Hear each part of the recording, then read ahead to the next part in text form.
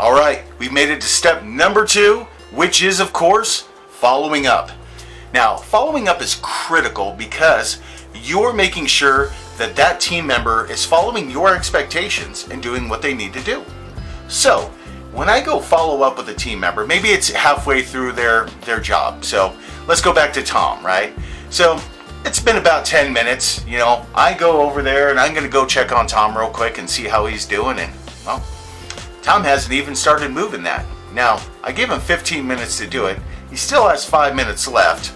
Probably easily doable, but I'm going to remind him, hey, it's been 10 minutes, Tom. I expect to see some movement here. Oh, yeah, that's fine, boss. I'll get right on it. Okay, cool. All right. That's why we follow up, just to make sure we're keeping our team members doing what they need to be doing. We also like to follow up afterwards. So, it's been 15, 18, 20 minutes. I go over and I make sure Tom moved the pallet. Now I go over there, I see the pallet right where it should be.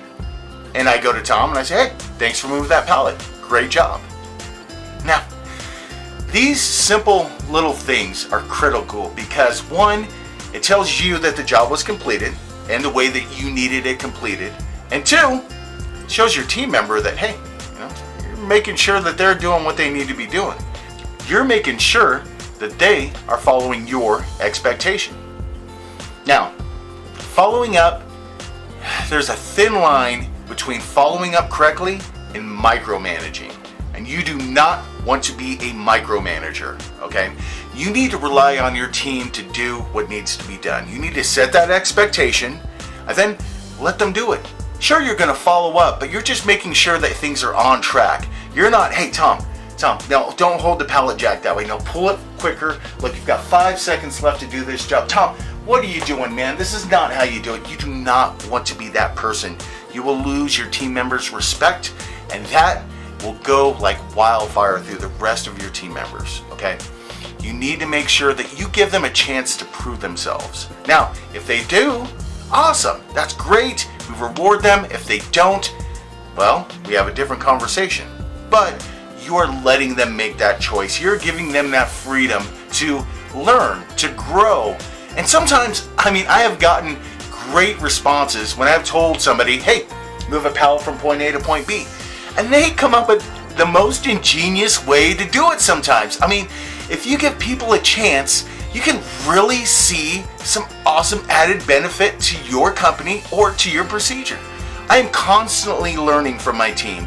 You should be as well too. You have some great stars out there, and give them a chance. They want a chance to prove themselves. Most people want to do a good job, but you have to let them do a good job. And sometimes people fail, and that's fine, because we learn when we fail. That's the whole point of this, okay? He did it in 20 minutes. Hey Tom, why did it take you 20 minutes? I thought I could do it this way, and I got sidetracked. And okay, well, let's talk about that. Let's see if we can make that a better, structure, a better procedure for you next time, right? We are here to empower our team members. We are here to help guide them.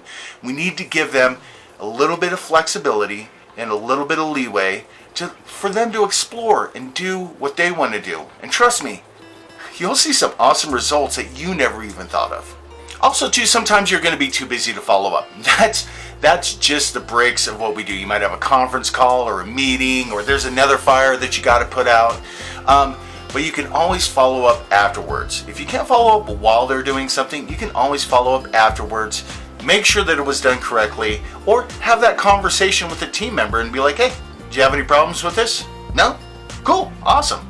Now, when we talk about following up, it's got to be said that the worst worker in your business will think he is the best if you don't give feedback, okay?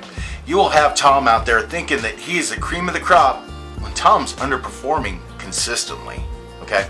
Now, this follows into our next step as well too, but it needs to be said, this is why following up is so important, because you are giving them feedback to how they performed to your expectation.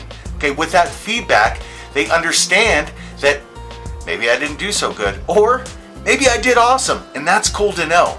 Either way, you are giving them the chance to understand that there is an issue or there is an amazing moment there. And they will be able to take that And if it's, something negative and they're not hitting production numbers, they know that they're not hitting production numbers. But if you never tell them, they will go on day after day thinking that they are the best or that what they're doing is acceptable. So following up is a very critical tool that we use it to make sure that what we expected is being done to our expectations. And we're also letting our team members know that, hey, we are looking at what you're doing, we're understanding what you're doing, and we are happy with what you're doing, or we're not happy with what you're doing. Either way, it gets a buy-off from the team member that you care, that you are watching them and making sure they're doing their job correctly, and it's giving you that peace of mind that whatever your expectation was has been met.